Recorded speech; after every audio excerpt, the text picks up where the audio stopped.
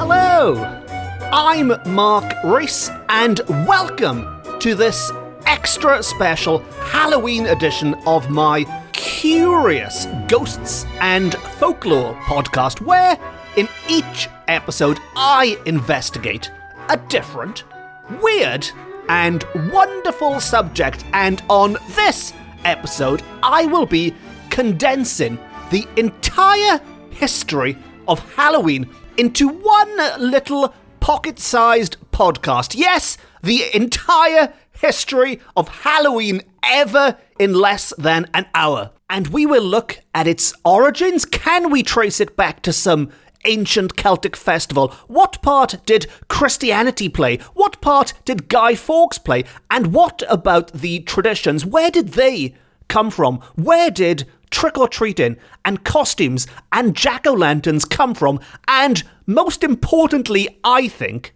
how did American housewives host the perfect Halloween party right at the start of the 20th century? Because if you think Halloween parties are a little bit crazy and wild nowadays, just wait until you find out exactly what people got up to in 1903. I promise you, you have not heard of a party like this before. Now, as regular listeners will know, I love Halloween, I love October, I love autumn, or fall as it's known to some of my international listeners, and that is why I have dedicated the entire month of October, all 5 episodes in October, starting today, to the history and the ghosts and the folklore of Halloween.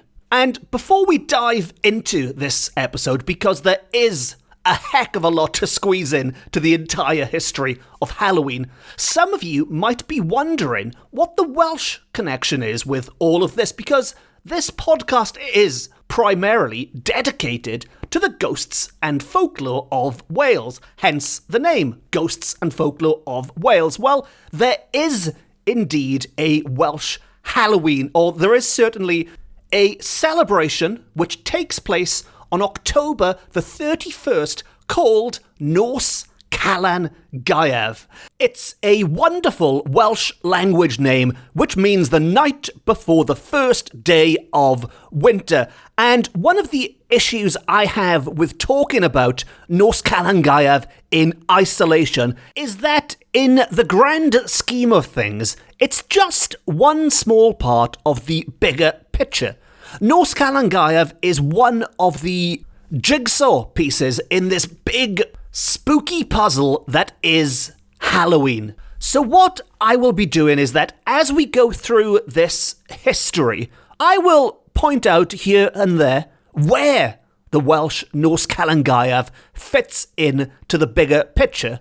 And then on the next 2 episodes, I will zoom in and focus in specifically on the Welsh traditions. But for this episode, we are going global. We are going to look at the bigger picture. And that's enough waffling and build-up. Let us jump straight in to this wonderful story. And what I'd like to do is to do things back to front. Let us start in the modern day, because, you know, I like to be punk rock and alternative and do things the wrong way around. But if we start nowadays, Halloween is seen by many as an American invention. And that is kind of true, but not entirely. And America isn't the only country which is credited with inventing Halloween. It is also seen as an Irish invention. And again, it's correct to say that yes, so many Irish immigrants, along with many other immigrants, but a lot of Irish immigrants took their old celebrations and traditions to the New World with them. And it was in America they took on a life of their own and became the Halloween we know and love today. So is this teamwork? Is it a combination of Irish and American influences maybe? Well, once again, that is kind of true, yes. But it's slightly more complicated than that. Where it gets a bit murkier is that in Ireland, it can be traced back, apparently, to pre-Christian times, to an old Celtic festival which is spelt Samhain, and if I'm pronouncing it correctly, it's Samhain, but it's spelt Samhain. And as mentioned, this is where it does get a bit murky because, to begin with, we don't even know if this festival did indeed influence Halloween later on. But assuming it did, there is also the equivalent in the other Celtic nations. So in Scotland and the Isle of Man, they are also celebrating Samhain, which was a harvest festival and marked the start of winter. But it doesn't end there. There's another group of Celts in Cornwall, in Kernow, over towards France, in Brittany, and of course, the country I am talking to you from now, in Wales, in Cymru, where October the 31st was known as, and is still known as today, as Nos Calan Gaeaf. And as with the Gaelic festivals, Calan Gaeaf is the first day of winter. Nos is the night before, so it's the night before the first day of winter, and it marked the time when the light half of the year was over and the dark half of the year was approaching. Now, I won't dwell too long on Nos Calan Gaeaf here because, as mentioned, I do have a separate episode coming up dedicated entirely to it. But for the purposes of this episode, it is just worth bearing in mind that these festivals, these similar festivals, were taking place in the different Celtic lands. And we don't really know which of these came first, and if they have any connection or not with the Halloween festivities which followed. But what we do know, and it's nice to have some certainty after all those ifs and buts and maybes and ums and ahs, is that Christianity certainly put its stamp on things, and we could say somewhat ironically, because Christianity and Halloween haven't always had a great relationship together, shall we say.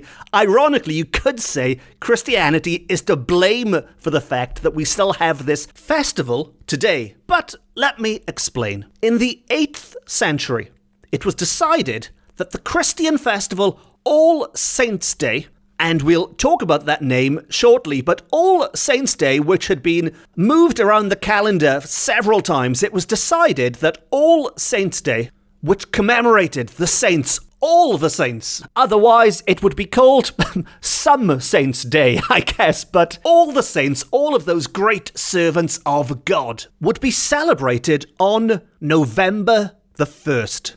November the 1st, the day after all of these Celtic people had their big harvest festival. Now, there are some people who say this is no coincidence. Obviously, they chose this date to put a Christian stamp on this pagan, superstitious event which celebrated all of that stuff we no longer want people thinking about. And that explains some of that connection between modern-day Halloween and these ancient festivals. But there are others who say that no, this ancient festival had nothing to do with ghouls and ghosts, and the date chosen by the church had nothing to do with trying to stamp it out. But for the purposes of this episode, what is important is the fact that it was called All Saints' Day, not Some Saints' Day. And it was also known as the Feast of All Saints, Hallowmas, and All Hallows Day. Now, I'm sure you are one step ahead of me here, but if not, All Hallows Day on November the 1st, well, the night before, as with the Welsh Nos Calan Gaeaf, would be the night before All Saints' Day, which made it All Saints' Eve or All Hallows Eve. And we all know how the human race likes to shorten things, to make things easier to say, the way people say lotto instead of lottery, or chippy instead of chip shop, or the one that really drives me mad when I go shopping, cheese instead of macaroni cheese. But anyway, this isn't the time or the place for me to have a rant about abbreviating food names. Back to Halloween. The name is shortened, so from All Hallows Eve, and they begin by saying, look, we don't need that first word, get rid of that one. Hallows Eve is much better, and as I'm sure you are getting already, when you say these words quickly, like I am in my quick Welsh tongue, in my Tafod Cymraeg, if you say Hallows Eve quick enough, it does morph into a new word, Hallows Eve. And before you know it, you wake up one day and everyone is calling it Halloween. And that's why occasionally you do still see people using the apostrophe between the E's, the hallow, and then the apostrophe "een" bit at the end. And so while the experts can't agree on whether or not Halloween does derive from some ancient Celtic festival, they can pretty much all agree that its name is certainly taken from Christianity. And so if you love spooky season, and whether or not you're religious or not, we can all thank God for giving us the name, at least, when it comes to Halloween. And it could be said Christianity gave us the date as well in its way, but the Pope didn't just suddenly tell everyone to go out and start carving jack-o'-lanterns. This was an important religious observance. It actually encompassed 3 days in the end. All Souls Day was tacked on as a third day, and these 3 days back then, as they are now to many people in the world, remained important dates in the Christian calendar. So what happened between then and now? In the centuries in between, where 3 days of religious ceremony became this anarchic event where we all dress up as ghouls and ghosts nowadays. Well, we know over the centuries it was certainly a time for getting together, having a drink and a piece of cake, even if that was in a church kind of a way, nothing too crazy like nowadays. And in the late 16th century, William Shakespeare, the great bard, and yes, I love any excuse to shoehorn William Shakespeare into my podcast, but William Shakespeare's play, The Two Gentlemen of Verona, did indeed name drop Halloween. Well, not Halloween directly, but when Speed, the character Speed, was analysing love, a very important topic in Shakespeare's plays, when he was analysing love, he said, "Watch like one that fears robbing, to speak pulling like a beggar at Hallowmas."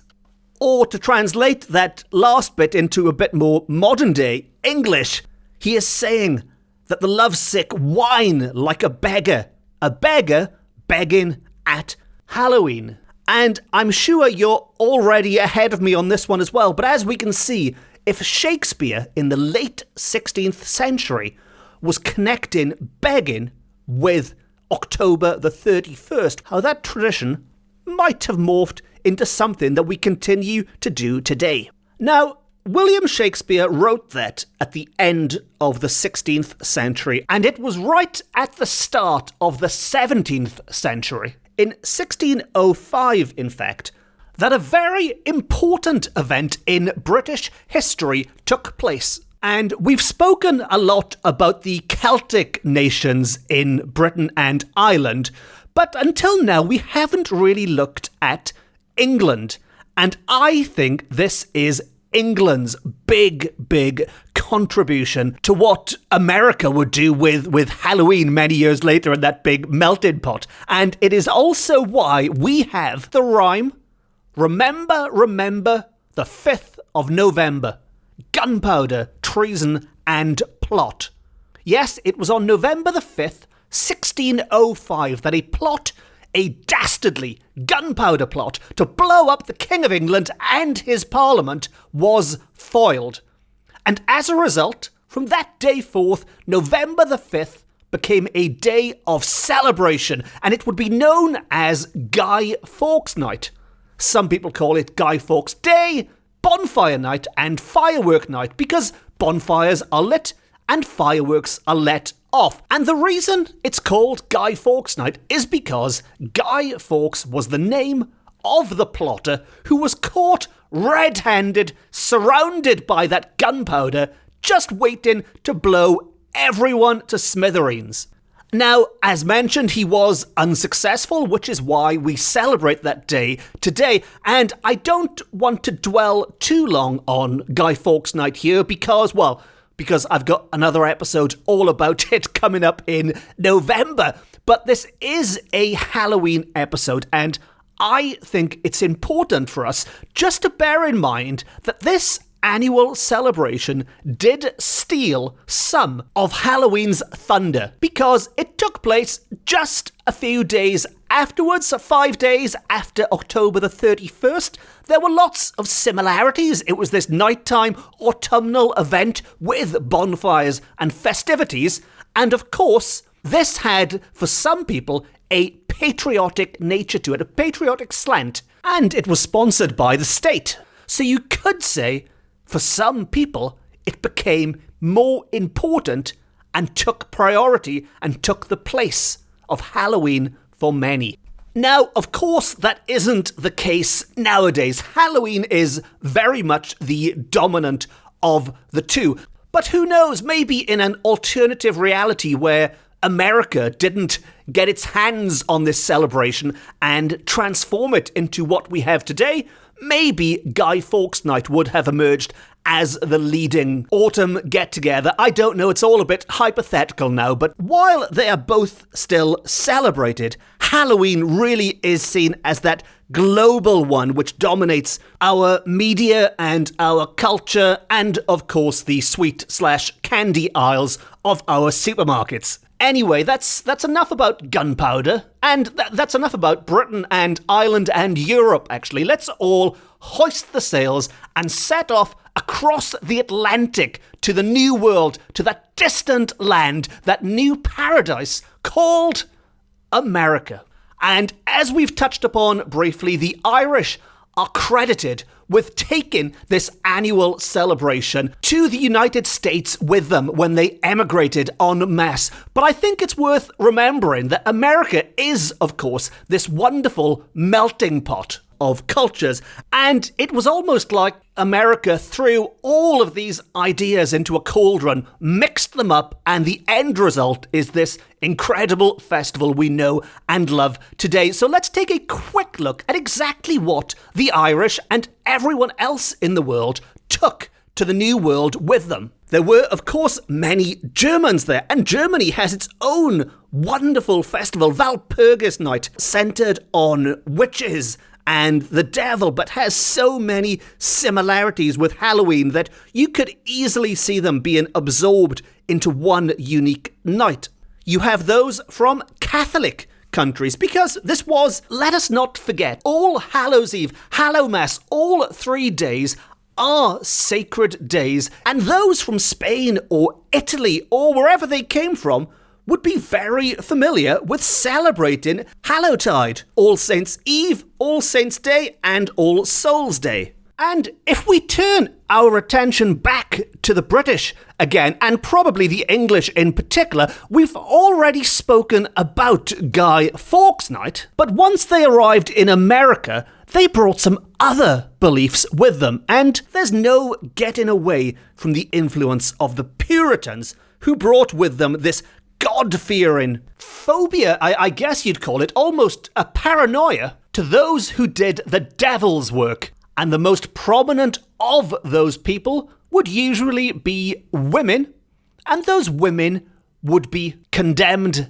as witches. And again, this is a Halloween podcast, not a witches podcast, but I think if I just say the words Salem witch trials, you get an idea of the kind of influence they had at the time and how this injustice continues to echo through the centuries. And yes, I do have a tenuous Welsh link with the Salem witch trials, so I will be lining up an episode about that in the future. And as a very quick aside, as we are talking about Salem and Halloween, I would love to spend Halloween, actually all of October, all of autumn, in Salem one year, if at all possible, because I don't think there is anywhere in the world that does Halloween on such an epic scale, and for so long it seems to be a year-round event, but my knowledge is only based on reading books and looking at internet videos and things, so I would love to experience it myself. But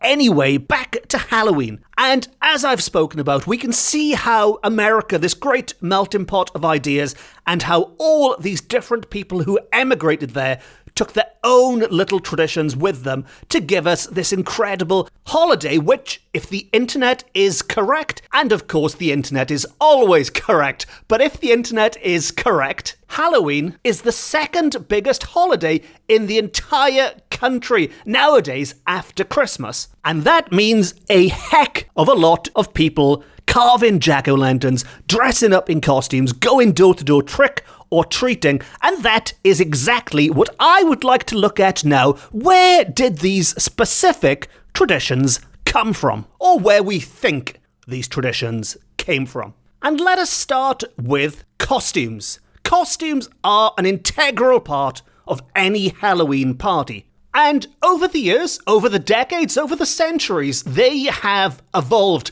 And at different times in history, costumes were seen as something for the children to wear, something for the adults to wear, or as we have nowadays, something for everyone to wear. Even the animals, even the poor pets, we've all seen pictures of people who have dressed up their dogs like Yoda and all sorts of things. But if you go right back to the start, and you can do an internet search for these early costumes, they were very much DIY to begin with, and as a result, I think, that much more creepier. And these costumes are homemade costumes. This is long before the whole commercialization of mass-producing whatever popular character was on the television screen. But these were homemade costumes. This was DIY, and as a result, some of these old costumes do look particularly terrifying.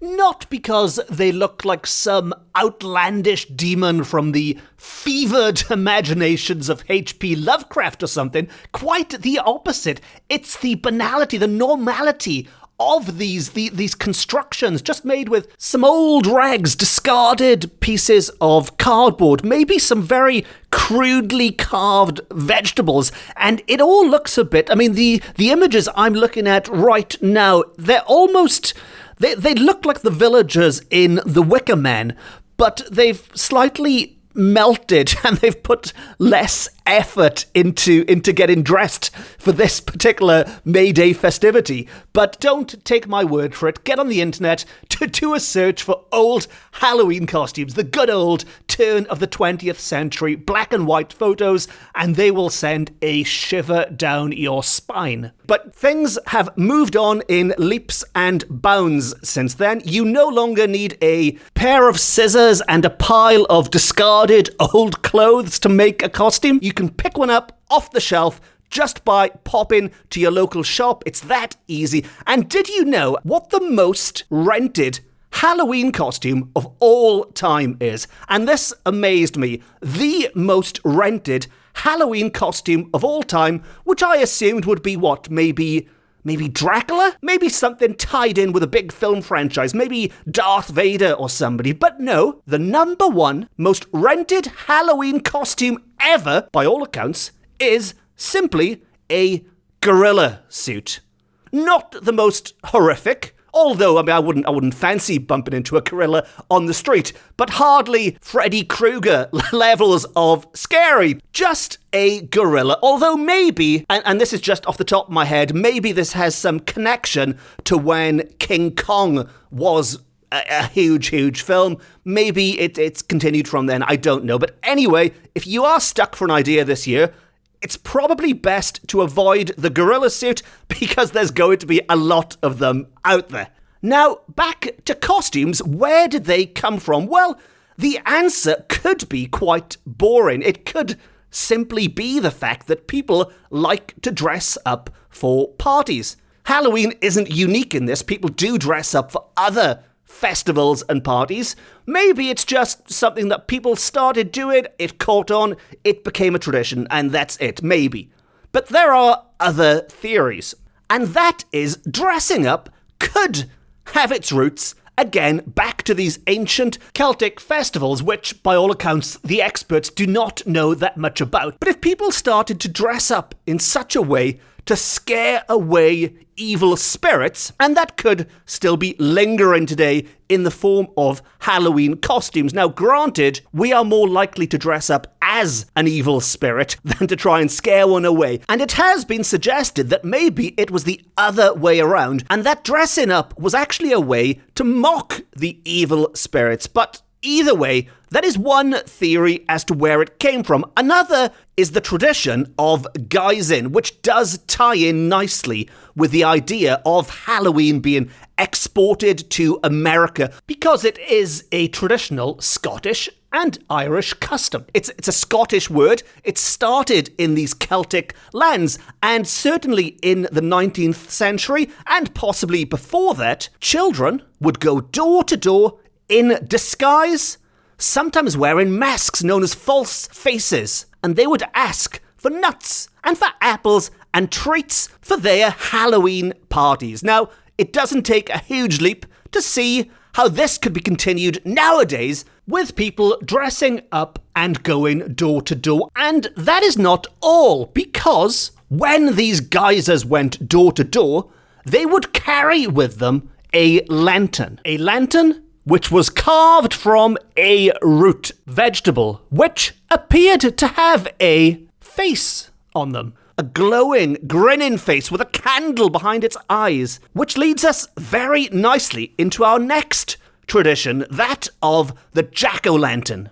Now, this is, I think, the most single iconic image of Halloween. Yes, there's witches and bats and cats, and even those little candy corn pieces of sweets/candy, which I have never ever tasted because they are not available outside of the US, or certainly not in Wales in the UK. So if any of my American friends listening fancy sending me some for Halloween, please do. But all of these things, yes, they symbolize Halloween, but nothing says October the 31st like a grinning, carved pumpkin flickering away on the windowsill or on the doorstep, on the porch, just waiting to greet any unsuspecting victims who pay you a visit on that night. Now, as with the costumes, we've mentioned that in the Gaelic countries, people might carry a carved root vegetable with them to illuminate the way. And this tradition, by all accounts, goes back a long time, and it wasn't exclusive to just the Gaelic countries. When it comes to Halloween traditions, it can also be found in England and in the other Celtic countries like Cornwall, and yes, in Wales. And each country would use whatever root vegetable was most readily available. So in Scotland and Ireland, they might carve a turnip, and they took this tradition to America with them. In Wales, we carved a swede. And this isn't some long-forgotten ancient thing. When I was growing up in the 1980s, which, okay, granted, might be a long time ago for some listeners, but it's not centuries ago. And back in the 1980s, we were still carving swedes then. Pumpkins were not mass-produced and readily available in the supermarkets like they are now. We had to depend on whatever root vegetable was available. Now, of course, pumpkins have become the standard in more recent times, and we can thank America for that, because I'll be honest, as patriotic as I am, and as much as I love being Welsh and carving a swede, it stinks. It absolutely reeks, and it's bloody hard work. You need He-Man muscles to carve these things.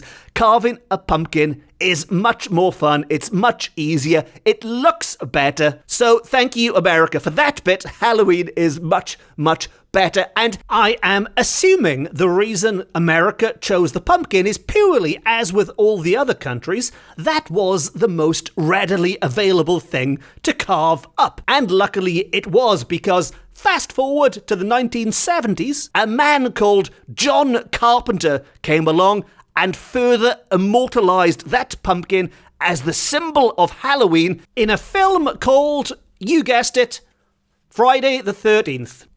No, it wasn't. That was a rubbish joke. It was Halloween, John Carpenter's Halloween, released in 1978. Possibly my favourite horror film ever. But very quickly, before we move on from jack-o'-lanterns, I did touch upon the Welsh jack-o'-lantern, which was traditionally made from a Swede. And next week's episode of this podcast is going to be dedicated entirely to the Welsh jack-o'-lantern. And no, it's not some cute and cuddly thing that you put on the porch like a normal jack-o'-lantern. The Welsh jack-o'-lantern was a dreaded ghost.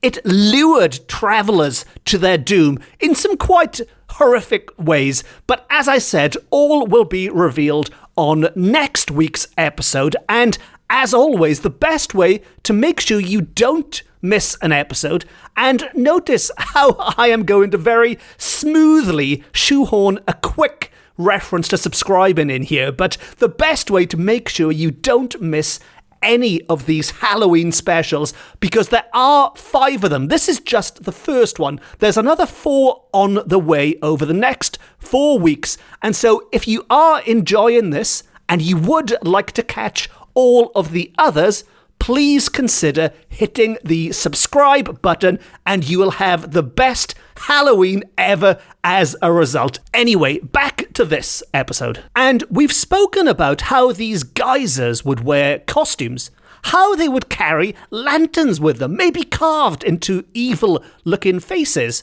And that's not all, because they would also, as they went door to door, ask for food. They were asking for treats, which leads us very nicely into our next tradition, the idea of trick-or-treating.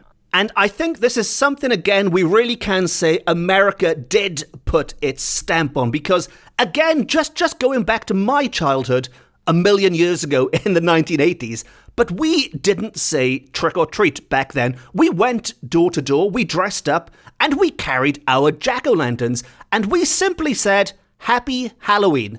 That was it. No trick-or-treat. No punishment for those who gave us nothing. And we expected money rather than sweets/candy. But there you go. In America, it's a different story. Although this tradition did not start in America itself, by all accounts, it was just over the border.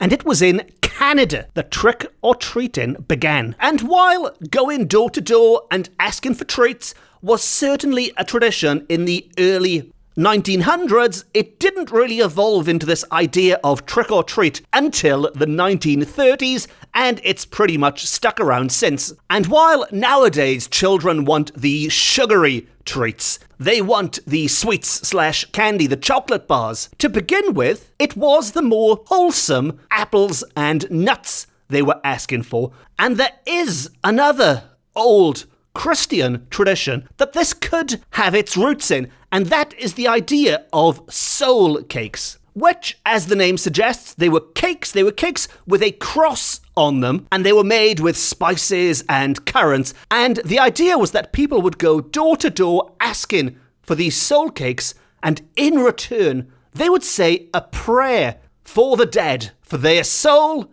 hence the name soul cakes. This was very much a transaction. Give me a cake. In return, I will say a prayer for the souls of the dead. Both parties get something, unlike today, where it's a case of give us some sweets, or we throw eggs at your house, or wrap the place in toilet paper, or something, some kind of prank, some kind of game. And that does lead me very nicely into the next tradition I'd like to look at. And that is, of course, Halloween games. And the big traditional games to be played on this night involved divination, which in its most simplest form is a kind of magic, like the Queen song. Divination, it's a kind of magic, and it can be used to tell the future. And it was mainly young people, young adults, and of those, young women who attempted to divine the future.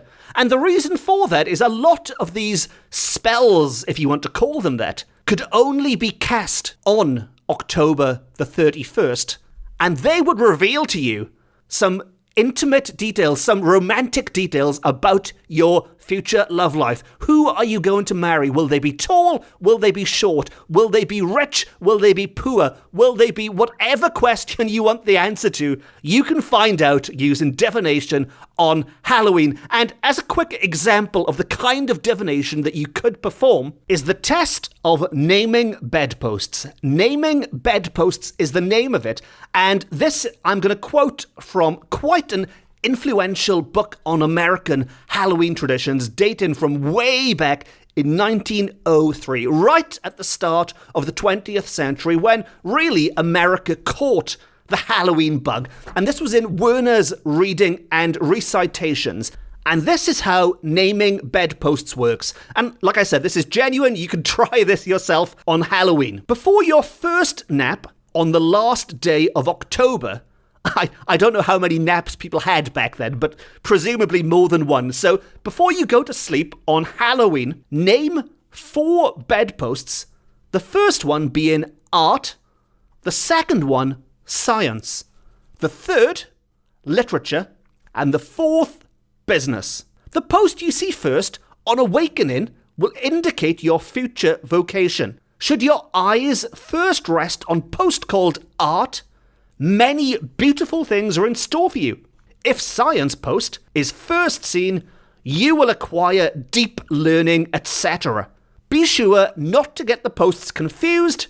Remember the order in which they have been named. So that's quite an easy one, really. Although I don't know how many of us have bedposts nowadays. Maybe you'll just have to name the wheels at the bottom of the bed or something instead. But if you name them art, science, literature, business, you will reveal your future vocation.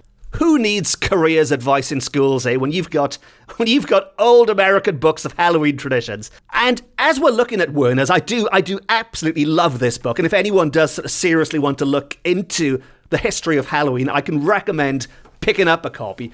But at the start of this book, it has a Halloween program. A Halloween program which the hostess, and this is 1903, so yes, it's always the women who are assumed to be in charge of these affairs, but this is a guide for the hostess with which she can plan definitively her evening's entertainment. So if you want the perfect Halloween party, you need to follow these steps. And it also stresses, before I give you this list, no game should be continued after the fun has reached its height. So I don't know what the heck was going on in the early 1900s in America, but it sounds like the parties were quite wild if they had to put a stop to games that people were no longer enjoying. So the hostess, so she can carry out her whole evening rapidly and without a hitch, should do these 10 things in this order. Number 1, the reception and the introduction of guests. Nice and straightforward, that one. Number 2, shadow pantomimes, which, as the name suggests, involves a big white sheet and you have shadows behind it, creating spooky, whatever you want to do with it, shadow pantomimes. Number 3 is a spook march, which is quite a long description for this one, but basically, as with the last one, it involves a sheet, but these sheets are put over people and they walk around with candles, moaning and groaning and scaring people and pretending to be ghosts. Number 4 is the witches' dance. Now, again, the name is quite self-explanatory, and this involves 8 witches riding brooms and dancing around the stage in a circle while constant hissing is kept up as if lots of cats were present. So this isn't really for small parties. You need at least 8 women. Again, I'm assuming it's women back then. At least 8 women to dress as the witches. And presumably you need more than another 8 people to do the hissing at them, because it's not really going to work, is it? Just 2 people hissing back. But anyway, that's the witches' dance. Let's move on to number 5, and that is the Goblin Parade. The Goblin Parade begins in total darkness, and sounds a bit dangerous if there's going to be alcohol involved, but there's a green light is used just to illuminate the goblins themselves, who do things like handsprings and somersaults around the stage. So this is for the more athletic members of your party, I am assuming, and other children maybe, but certainly not those on the booze.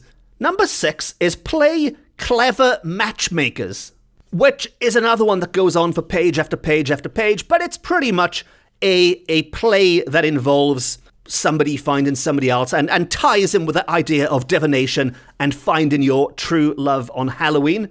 Number 7 is games and mysteries for early evening. So Halloween is a marathon, not a sprint. This goes on for quite some time. We are still only in early evening and we're on entertainment number 7. And some of these games include, and again, there's loads of them, so I can't read them all out, but they include games like Guess Who, where you try and work out who is behind a sheet, or Jumping Lighted Candle, which, as the name suggests, involves jumping a lighted candle. And is another one you probably shouldn't do if you are on the booze.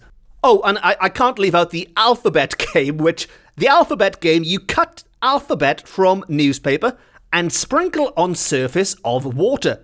Letters floating may spell or suggest name of future husband or wife.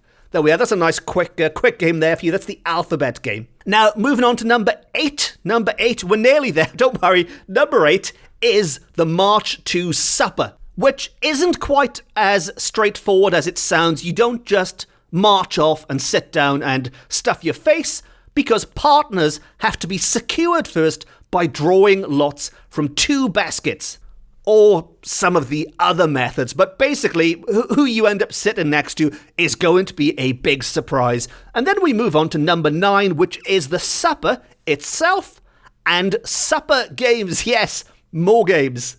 And this gives the hostess a chance to say, "Ladies and gentlemen, I have arranged, with great care, as you see, a fine supper. You will confer a great favour to me by keeping to yourselves the wonders and secrets you discover.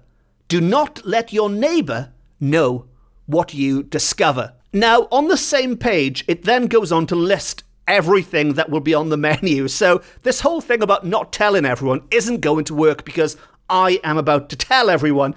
Well, actually, I won't, because it's a 5-course supper and I'll be here all day.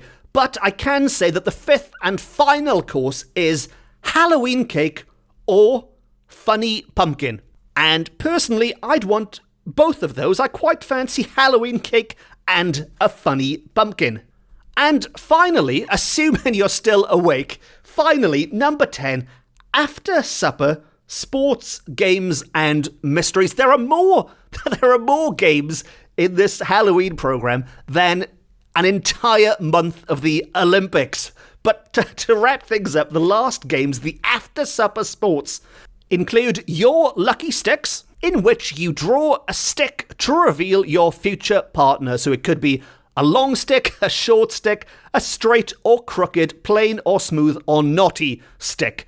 And I'm sure that was a lot of fun. The next one is straightforward in theory, because it involves telling ghost stories, but you do it while burning a stick. And when your stick burns out altogether, you stop and the story moves on to the next person. So between you, until all those sticks are burnt out, you put together this new Frankenstein-like ghost story. And finally, there is an end to this party. Finally, it's all wrapped up with a little bit of fortune telling. Just in case you haven't done enough divination already, it ends with fortune telling, where you test walnuts in the fire, and that, I won't go into it in too much detail, but depending on how they pop and things, that tells you things about your future. And the last line, and the hostess is going to love this one. Meanwhile, hostess has disappeared and returns dressed as a fortune teller. She offers to tell fortunes or read character. So just when you think this is the end, we're all going home, I can kick these people out of my house, no, you have to go and get changed one more time into a fortune teller and then go around telling everyone their fortunes. Happy Halloween, hostess. And I would love to know if anyone still celebrates in that way. Or maybe, after listening to that, You've been scribbling away, writing down the instructions, and you plan on doing so. If so, please get in touch. It's always good to hear from people. Track me down on social media and let me know what your plans are for Halloween, or just what you thought about this episode, or if you just want to say hello or happy Halloween. I'm quite easy to find. All the links to my social media profiles you can find on my website, or you can just do a search for Mark Rees and put the word Wales or ghosts in, and I will pop up at the top on all of the main social media sites, so Twitter and Instagram and Facebook and that lot. All of which very nearly brings me to the end of this whirlwind tour through the history of Halloween. Not quite yet, because I've got one more surprise up my sleeve before I say goodbye. But just very quickly, this has only been a whirlwind through the entire history. The next couple of episodes are going to focus in much more detail on Nos Calan Gaeaf, the Welsh Halloween, on that old Celtic festival, and the final one, the fifth and final one, on October the 29th, is going to be my online book launch for my new, shiny new ghost book called Paranormal Wales. But before we get to all that, let's wrap up this episode first. And I referred to the Werner's Reading and Recitations book, that wonderful American book from the early 1900s, which I think is one of the definitive books on Halloween in the good old days. Or, well, that's a matter of opinion, but certainly in the good early days. And as I was flicking through it, I noticed that the very first page opens with a poem. And I do love wrapping things up with a poem, so I am going to end this episode with a verse entitled simply Halloween, which was published in 1903 in the Werner's Halloween book. And before I do so, it just leaves me to say thank you very much for listening. Diolch yn fawr iawn am gwrando. I've been Mark Rees. This has been my Ghosts and Folklore podcast, beaming to you from Wales to the entire world. And it's the best, it's the beautiful, it's the only Ghosts and Folklore from Wales podcast. And on that note, Halloween. always good to clear the throat before reciting poetry, I find. The night wind whispers, ghosts! They are waiting for their hosts. The waning moon is weary and will not be up till late. Already there are shadows at the gate. A word, half-heard, that is whispered in your ear, and a presence that is felt when no one else is near. Have you been along the corridors alone, all alone, and listened to the wind up yonder making moan? Have you thought about it all, the footfall in the hall, that comes and goes, with the measure of a heartbeat of a life that ebbs and flows? The end.